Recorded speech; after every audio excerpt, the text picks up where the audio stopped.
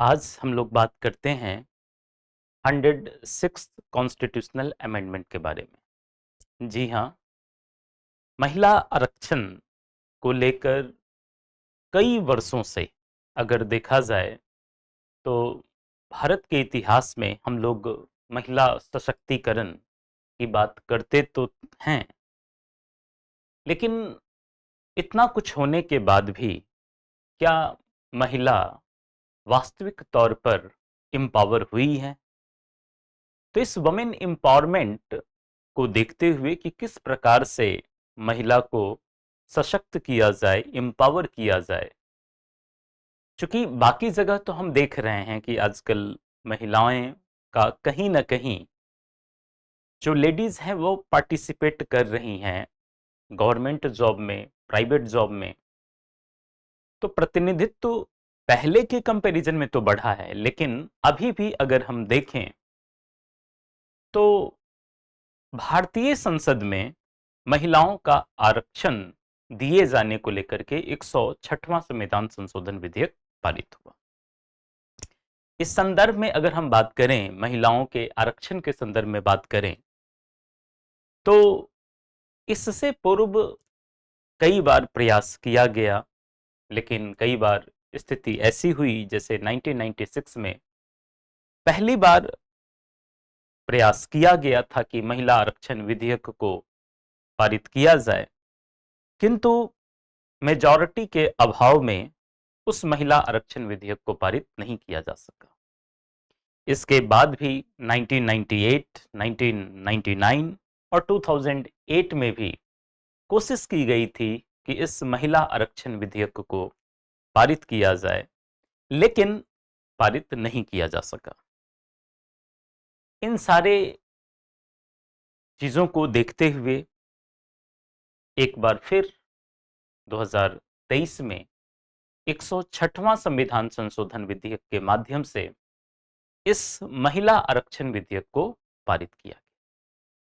हालांकि इस महिला आरक्षण विधेयक में जो स्थिति है, इस महिला आरक्षण विधेयक पे जो राष्ट्रपति, भारत के राष्ट्रपति द्रौपदी मुर्मू ने 28 सितंबर 2023 को अपनी सहमति दी और सहमति देते ही यह कानून का रूप ले लिया। इस संदर्भ में हम बात करेंगे कि आखिर ऐसा क्यों किया गया। महिला आरक्षण विधेयक जो 106 कॉन्स्टिट्यूशनल अमेंडमेंट के माध्यम से इसे कानूनी रूप दिया गया, इसके पीछे के कारणों का अगर हम विश्लेषण करें तो हम पाएंगे कि महिलाओं का प्रतिनिधित्व जिस हिसाब से लोकसभा, विधानसभा में होना चाहिए, उस हिसाब से प्रतिनिधित्व नहीं हो सका। आप देखेंगे कि अगर प्रतिनिधित्व की ही बात करें, जो 2024 में भी चुनाव हुआ था, उसमें भी आप पाएंगे कि मुश्किल से जैसे तैसे 15% भागीदारी महिलाओं की रही, जो कि लोकसभा में प्रतिनिधित्व कर रही हैं। लेकिन फिर भी इनकी संख्या बहुत कम है। खास करके जो राजनीतिक सक्रियता की हम बात करते हैं और जिस जेंडर न्यूट्रलिटी की हम बात करते हैं, उस जेंडर न्यूट्रलिटी के आधार पर जब हम इक्वालिटी की बात करते हैं कि किस प्रकार से महिलाओं को, जो उन्हें यह अधिकार बहुत पहले मिलना चाहिए था, लेकिन 2023 में महिलाओं को भी एक अवसर दिया गया कि वह भी लोकसभा एवं विधानसभा के चुनावों में अपनी भागीदारी सक्रिय रूप से उपस्थित होकर दिखाए। इस संदर्भ में भारत के प्रधानमंत्री माननीय नरेंद्र मोदी जी का भी यह कहना था कि यह महिला आरक्षण कानून जो बना, एक्चुअल में यह कानून नारी शक्ति वंदन अधिनियम है, जिसके माध्यम से महिलाओं को सशक्त किया गया, महिलाओं को समाज की मुख्य विचारधारा में लाने के साथ साथ उन्हें एम्पावर करना कहीं ना कहीं एक उद्देश्य रहा है। जितने भी डिसीजंस मेकिंग बॉडीज है, उस डिसीजंस मेकिंग बॉडीज में 2013 में कमिटी ने रिकमेंडेशन दिया था कि जितने भी डिसीजंस मेकिंग बॉडीज हैं, सभी निर्णय लेने वाली जितनी भी संस्थाएं हैं, उन संस्थाओं में भी महिलाओं को 50% भागीदारी होनी चाहिए। जब भी हम बात करते हैं राष्ट्र के विकास की, जब भी हम बात करते हैं राष्ट्र में भागीदारी की, जो आबादी भारत में लगभग 50% के करीब है, उसको कहीं ना कहीं कई वर्षों से अनदेखा किया जा रहा था। और जब हम समुचित विकास की बात करते हैं, जब हम राष्ट्रीय विकास की बात करते हैं, तो इस स्थिति में कहीं ना कहीं जेंडर इक्वालिटी के आधार पर कि उन्हें भी हम एम्पावर करें। और इस संदर्भ में जब आप आर्टिकल 15 क्लॉज 3 भी पढ़ोगे, तो अनुच्छेद 15 खंड 3 भी इस बात का उल्लेख करता है कि अगर सरकार चाहे, राज्य चाहे, तो महिलाओं के लिए किसी भी प्रकार का स्पेशल लॉ को बना सकती है। आर्टिकल 15 क्लॉज 3 महिलाओं एवं बच्चों के संदर्भ में विशेष कानून बनाए जाने की बात तो करता था, और बच्चों के हितों को संरक्षित करने के लिए, महिलाओं के हितों को संरक्षित करने के लिए कई कानून भी बने। बावजूद इसके महिला की जो भागीदारी, खास करके जो लोकतंत्र के इस महापर्व में रहा है, वो कहीं ना कहीं बहुत कम रहा है। इस वजह से सरकार की यह मंशा थी कि क्यों न महिला आरक्षण कानून लाया जाए, जिसके माध्यम से महिलाओं की भागीदारी सुनिश्चित किया जाए, जिससे कि वमेन का पार्टिसिपेशन, जो भारत की आधी आबादी है, उस आधी आबादी को भी यहां पर 33% आरक्षण दिए जाने की बात की गई, जो कि लोकसभा एवं विधानसभा के चुनाव में वह अपनी भागीदारी को दिखा सकते हैं। इससे पूर्व अगर हम संविधान के 73वें संविधान संशोधन की बात करें एवं 74वें संविधान संशोधन की बात करें, तो उन सब में महिलाओं की भागीदारी को सुनिश्चित किया गया कि जितने भी लोकल बॉडीज का चुनाव है, स्थानीय निकाय का जहां भी चुनाव होना है, जैसे ग्राम पंचायत हो या फिर नगर पंचायत का चुनाव हो, तो ऐसी स्थिति में वहां पर महिलाओं को आरक्षण दी गई। लेकिन 106th कॉन्स्टिट्यूशनल अमेंडमेंट के माध्यम से लोकसभा एवं विधानसभाओं में भी महिलाओं के आरक्षण को दे करके महिलाओं को एक तरह से एक उचित भागीदारी करने का, जिससे कि वह भी इस पटल पे आए और अपनी भागीदारी को देकर के राष्ट्र को एक नई दिशा प्रदान करे। इसी संदर्भ में हम यहां पर इस अधिनियम को पढ़ेंगे जो 106th कॉन्स्टिट्यूशनल अमेंडमेंट रहा है, और जो नारी शक्ति वंदन अधिनियम को हम लोग देखेंगे। जैसा कि आप देख रहे हैं 106th कॉन्स्टिट्यूशनल अमेंडमेंट के बारे में, अगर हम इसके अमेंडमेंट ऑफ द ईयर देखें तो 2023, जैसा कि हमने कहा 2023 में ही इस संविधान संशोधन 106 कॉन्स्टिट्यूशनल अमेंडमेंट को लाया गया, और 28 सितंबर को 28 सितंबर को राष्ट्रपति द्रौपदी मुर्मू ने अपना सिग्नेचर किया। तो यहां per year of the amendment में आप देख रहे हैं 2023। The national Perspective Plan for Women in 1988 recommended providing reservation for women right from the panchayat level to parliament। Actual में जब आप देखेंगे तो 1988 में ही, 1988 में ही जो राष्ट्र का दृष्टिकोण था, जो पर्सपेक्टिव था, वह कहीं ना कहीं यह था कि महिलाओं को आरक्षण देकर हम पंचायत से पार्लियामेंट तक अगर हम उन्हें आरक्षण देते हैं, तो वह इस स्थिति में अपनी भागीदारी सुनिश्चित करके कहीं ना कहीं वह समाज के विकास में एक महत्वपूर्ण योगदान दे सकती है। यद्यपि यह रिकमेंडेशन 1988 का है, लेकिन कई बार यह महिला आरक्षण विधेयक लाया गया, लेकिन किसी न किसी कारणवश उस विधेयक को पास नहीं किया जा सका। यद्यपि 73rd and 74th constitutional amendment की अगर हम बात करें, तो इन दोनों ही कॉन्स्टिट्यूशनल अमेंडमेंट्स के माध्यम से, जो कि 1992 में किया गया, यह अनिवार्य कर दिया सारे स्टेट्स के लिए कि आप 1/3 सीट वमेन के लिए रिजर्व करें, जितने भी लोकल बॉडीज हैं। जैसे 73rd कॉन्स्टिट्यूशनल अमेंडमेंट के माध्यम से ग्राम पंचायत में जो चुनाव होता है, उसके लिए 1/3 सीट आरक्षित कर दी गई महिलाओं के लिए। इसी तरीके से 74th कॉन्स्टिट्यूशनल अमेंडमेंट के माध्यम से जो नगर निकाय का चुनाव है, उस नगर निकाय के चुनाव में महिलाओं के लिए 1/3 सीट आरक्षित कर दी गई। और इसको लेकर के प्रोविजन भी किया गया article 243 clause 2 and article 243T clause 2 gave reservation to women in panchayat and municipalities respectively. ये दो अनुच्छेद article 243D clause 2 and article 243T clause 2, ये दोनों ही अनुच्छेद के माध्यम से पंचायत और म्युनिसिपैलिटीज में महिलाओं को 1/3 आरक्षण कहीं ना कहीं प्रशस्त किया। The Women's Reservation Bill for Parliament and State Assemblies was first introduced in 1996।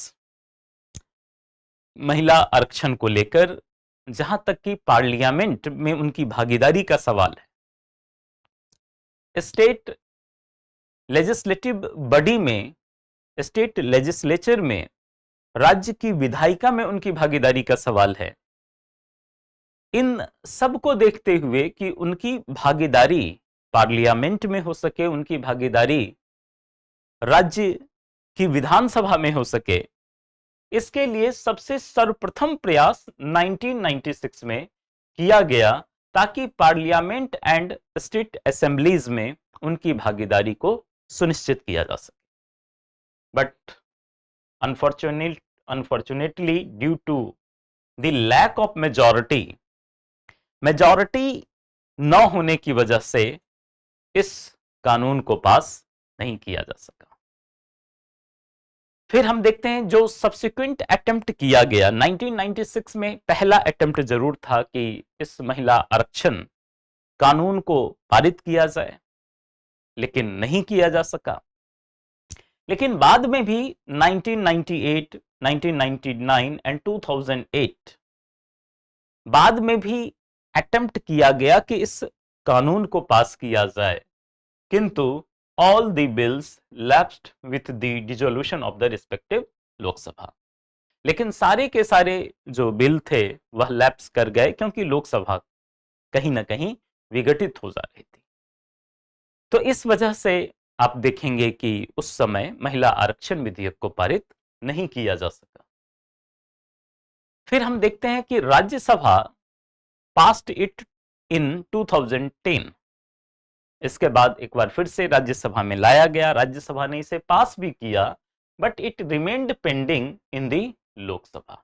लेकिन यह विधेयक फिर से लोकसभा में पेंडिंग रहा। तो यहां भी महिला आरक्षण का जो कानून था वह पास नहीं हो पाया था उस समय तक। इस दरमियान कई ऐसी कमिटी बनी महिला आरक्षण को लेकर, और कई कमिटियों ने अपना रिपोर्ट जब पेश किया तो उनका यह कहना था कि status of women recommended at least 50% reservation for women in all decisions making bodies. जितने भी डिसीजंस मेकिंग बॉडीज हैं, इंस्टीट्यूशंस हैं जो निर्णय लेने की क्षमता रखता है, तो जितनी भी संस्थाएं जो निर्णय लेती है और उस निर्णय का समाज पर एक बड़ा इंपैक्ट पड़ने वाला हो, तो ऐसी स्थिति में हर ऐसी संस्थाओं में कम से कम 50% महिलाओं की भागीदारी को सुनिश्चित किया जाए। ऐसा कई कमिटीज ने अपना रिपोर्ट दिया। फिर हम देखते हैं इसके पर्पस को, चूंकि सारी चीजें हुई लेकिन पास नहीं हो पा रही थी। अल्टीमेटली 2023 में इस महिला आरक्षण विधेयक को, रिजर्वेशन के संदर्भ में, महिलाओं के आरक्षण के संदर्भ में इस विधेयक को पास कर दिया गया।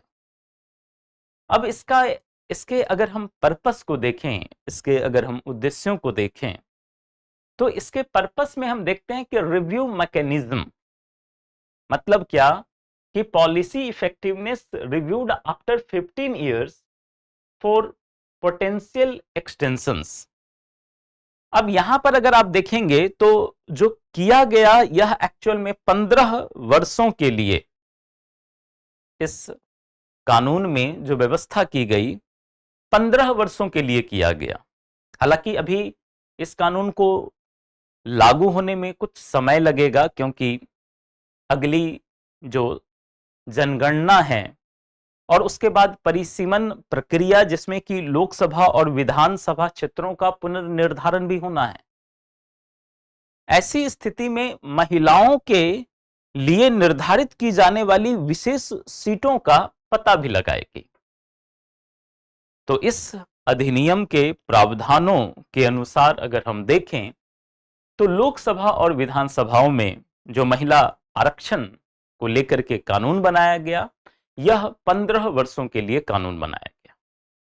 हालांकि 15 वर्षों के बाद फिर से उस पर पुनर्विलोकन किया जाएगा, रिव्यू किया जाएगा, और अगर पार्लियामेंट को लगता है कि फिर से हमें आरक्षण की जो सीमा है 15 वर्ष फिर बढ़ाने की जरूरत है, तो वह फिर से एक्सटेंशन कर सकती है।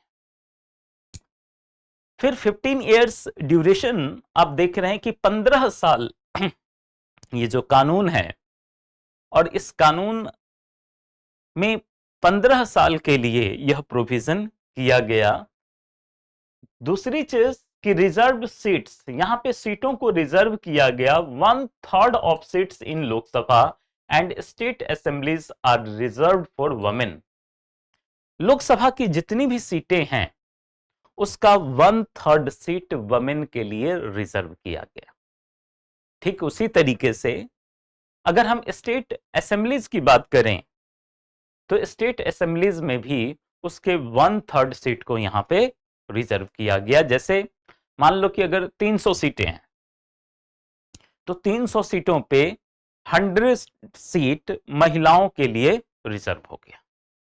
अब उन 100 सीटों पे केवल महिलाएं ही पार्टिसिपेट करेंगी। तो इससे आप क्या देखते हैं कि एक तो ये किया गया, और साथ के साथ SC and ST allocation proportion of reserved seats allocated for women from SC and ST, और इसमें एससी एंड एसटी की महिलाओं को भी ध्यान रखा गया, जिससे कि एससी एंड एसटी की महिलाएं भी अपनी उचित भागीदारी दे सके। अगर वह लोकसभा की बात की जाए या फिर विधानसभा के चुनाव की बात की जाए, तो इसमें यह विशेष रूप से ध्यान रखा गया कि एससी एंड एसटी समुदाय के जो लोग हैं उनकी महिलाओं को भी 1/3 सीट रिजर्व किया गया, जिससे कि वे भी अपनी भागीदारी उपस्थित करें, अपनी भागीदारी दिखा सकें। फिर हम देखते हैं इससे रिलेटेड जब हम प्रोविजंस को पढ़ते हैं, चूंकि जो 106th कॉन्स्टिट्यूशनल अमेंडमेंट किया गया, तो इसमें हम देखते हैं आर्टिकल 239 ए ऐड किया गया, और यहां पर आप देखते हैं कि reservation for women in NCT of Delhi assembly, मतलब दिल्ली विधानसभा चुनाव के लिए यहां पर अलग से एक अनुच्छेद बना दिया गया, आर्टिकल 239 ए, जिसके माध्यम से महिलाओं को 1/3 सीट दिल्ली विधानसभा के चुनाव में आरक्षित कर दी गई। जहां तक कि सवाल आर्टिकल 330 ए का है, तो इस संदर्भ में आर्टिकल 330 ए कहता है reservation for women in Lok Sabha, मतलब लोकसभा में महिलाओं की उचित भागीदारी के लिए यहां भी अनुच्छेद 330 ए के माध्यम से, आर्टिकल 330 ए के माध्यम से इन्हें 1/3 महिलाओं के सीटों को आरक्षित कर दिया गया। तीसरी चीज, जब आप आर्टिकल 332 ए पढ़ेंगे तो यह reservation for women in state assemblies की बात करता है। जो किसी स्टेट में जो विधानसभा का चुनाव होता है, तो उस विधानसभा के चुनाव में 332 ए अनुच्छेद आर्टिकल 332 ए किसी स्टेट में विधानसभा चुनाव के लिए भी 1/3 सीट वुमेन के लिए कहीं ना कहीं रिजर्व किया गया है। फिर आप देखते हैं इसके प्रोविजन को, जो आर्टिकल 330 ए को अगर हम देखें सबसे पहले, तो आर्टिकल 330 ए क्या कहता है कि reservation of seats for women in Lok Sabha, मतलब लोकसभा में जो महिलाओं को आरक्षण इस संशोधन कानून के माध्यम से दिया गया, इसमें 1/3 of the total number of seats reserved under clause 2 of article 330 shall be reserved for women belonging to SC and ST। तो इस कानून के माध्यम से आप क्या देखते हैं कि जो 1/3 of the total number of seats है उसमें से रिजर्व किया गया, और इसमें भी under clause 2 of article 330 shall be reserved for women belonging to SC and ST। तो एक तरफ 1/3 सीटें रिजर्व तो की गई, जितनी भी सीटें हैं उसमें से 1/3 सीटें रिजर्व की गई महिलाओं के लिए। दूसरी तरफ जो अनुसूचित जाति और जनजाति के लोग हैं, SC एंड ST के जो लोग हैं, उसमें से भी महिलाओं को एलोकेट किया गया कि देखो इसमें से भी 1/3 सीट महिलाओं को रिजर्व किया गया, जिससे कि ऐसी महिलाएं भी अपना उचित पार्टिसिपेशन लोकसभा चुनाव में अपनी उपस्थिति दे सके। आर्टिकल 332 क्लॉज ए जब आप पढ़ते हैं तो कहता है this provision provides for reservation of seats for women in legislative assembly of states. इसी प्रकार से अगर हम राज्य की विधानसभाओं की बात करते हैं तो आर्टिकल 332 ए के माध्यम से राज्य की विधानसभाओं में भी महिलाओं को 1/3 सीट आरक्षित की गई। फिर आर्टिकल 239 ए के माध्यम से भी सीटों को रिजर्व किया गया। जो दिल्ली का इलेक्शन होता है, दिल्ली विधानसभा का, उसमें 1/3 सीटें आरक्षित की गई। सबसे अगर हम इसके निगेटिव, चूंकि कई लोगों ने इसकी आलोचना भी की, तो हम दोनों पॉइंट्स को अगर देखें, आरक्षण दिया गया 1/3 बहुत अच्छी शुरुआत मानी जाएगी, क्योंकि इससे पहले तो महिला आरक्षण विधेयक जब भी आया किसी न किसी कारणवश पारित भी नहीं हो पाता था, लेकिन 2023 में वमेन एम्पावरमेंट की दिशा में अगर देखा जाए तो यह बहुत अच्छा स्टेप है सरकार का। लेकिन जब हम इसके आलोचनात्मक पहलू को देखते हैं तो हम पाएंगे कि लोकसभा में दिया गया आरक्षण, लेकिन राज्यसभा में आरक्षण की बात इस कानून में नहीं की गई।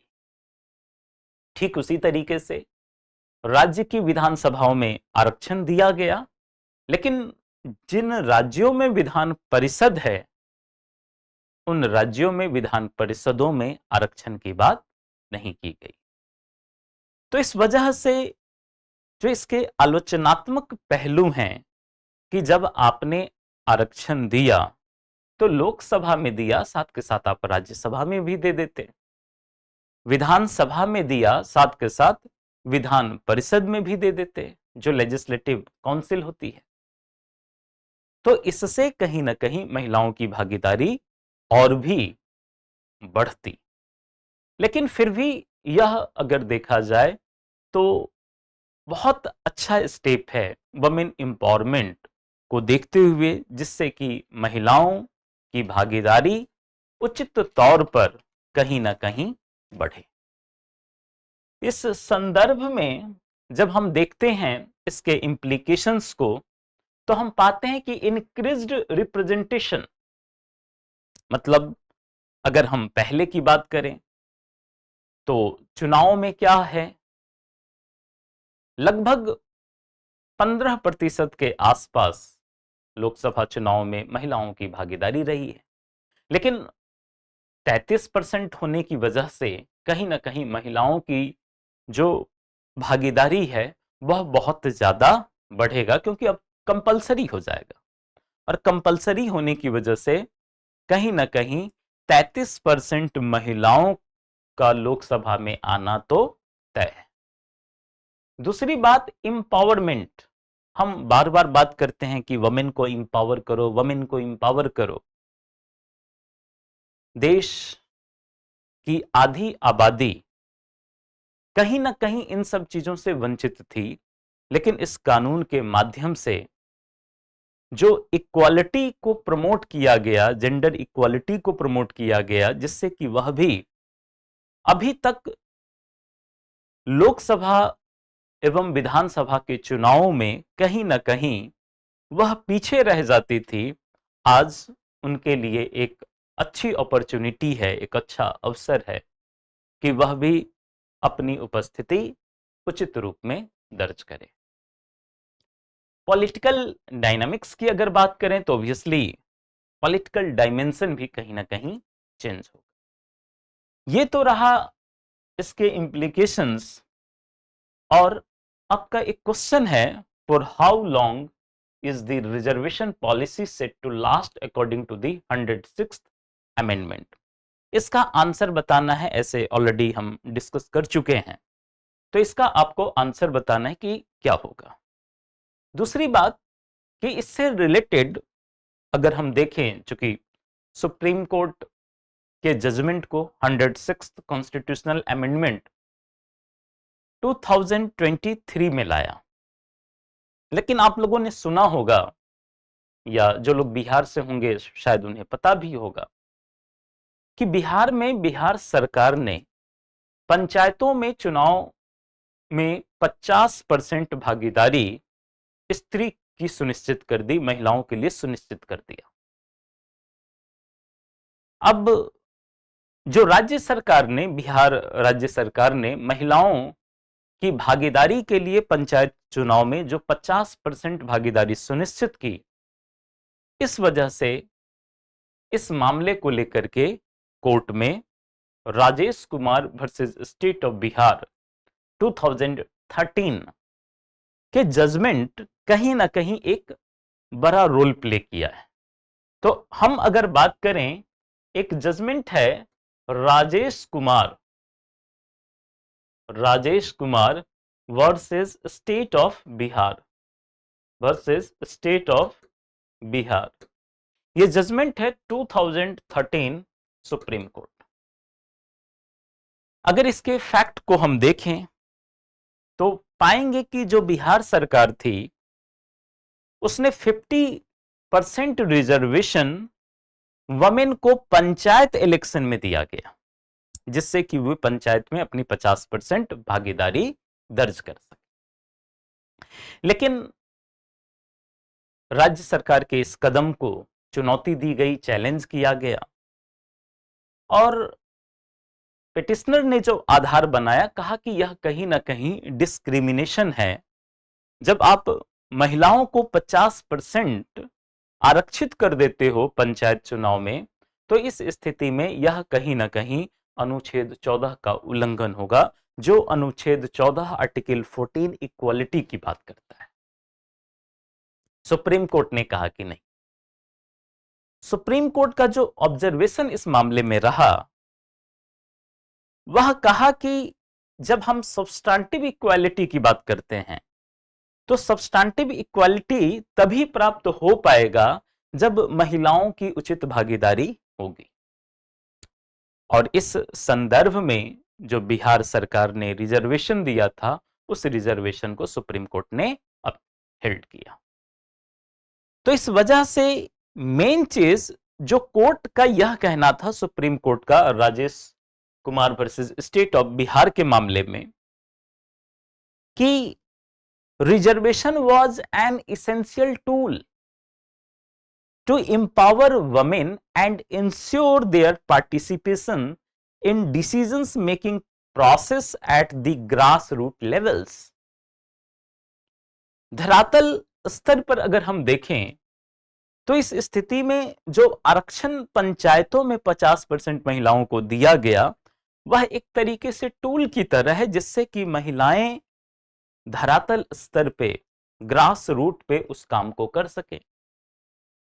क्योंकि जैसे ही महिलाओं की भागीदारी पंचायतों में बढ़ेगी तो इस स्थिति में कहीं ना कहीं महिलाओं को जिन अधिकारों से अभी तक वंचित किया जाता था और जिस सब्सटैंटिव इक्वालिटी को हम प्राप्त करना चाहते हैं, जिस सब्सटैंटिव इक्वालिटी को हम अचीव करना चाहते हैं, इसके लिए कहीं ना कहीं महिलाओं की उचित भागीदारी होनी चाहिए।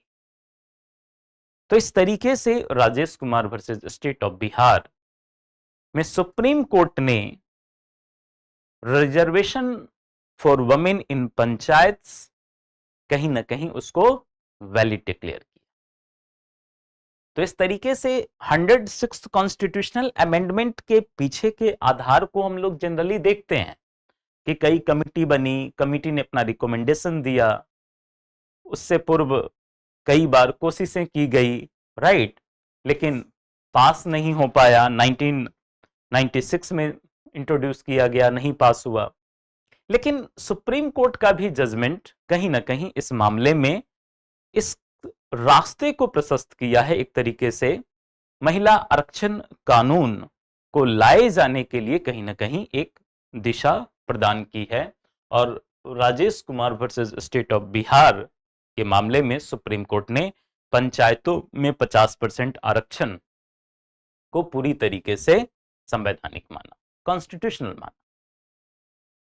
तो इन सब को देखते हुए अगर निष्कर्ष निकाला जाए तो हम यही पाएंगे कि महिलाओं की भागीदारी 106 कॉन्स्टिट्यूशनल अमेंडमेंट के माध्यम से लोकसभा एवं विधानसभा में जो 33% आरक्षण दिया गया, इससे आधी आबादी जो पहले किसी न किसी कारणवश वंचित रहती थी, अब उनको कहीं ना कहीं फायदा होगा। और न केवल उनको बल्कि राष्ट्र के अगर हम समग्र विकास को ध्यान दें तो इस स्थिति में महिलाओं की भागीदारी भी उतना ही आवश्यक है। जितने भी डिसीजंस मेकिंग बॉडीज है, डिसीजंस मेकिंग इंस्टीट्यूशंस है, अगर हर एक डिसीजंस मेकिंग बॉडीज या डिसीजंस मेकिंग इंस्टीट्यूशंस में अगर महिलाएं इसी प्रकार से पार्टिसिपेट करती रहीं तो इस स्थिति में देश को एक नई ऊर्जा और देश एक नई स्थिति में होगी।